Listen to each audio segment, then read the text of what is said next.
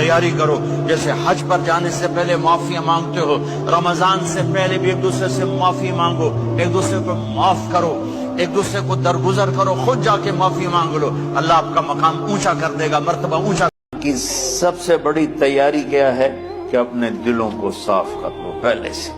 کہ جس دل میں نفرت ہو، بغض ہو، کسی کے لیے غصہ ہو،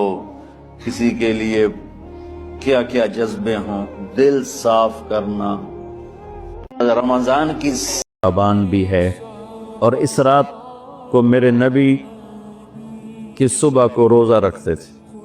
اور اس روزے کی فضیلت یہ ارشاد فرمائی کہ 15 شعبان کا روزہ پچھلی 15 سے اس 15 کے درمیان جتنے گناہ ہوتے ہیں سب کی معافی کروا دیتے۔ ایک دن کا روزہ سارے پورے سال کے گناہ معاف فرما دیتے۔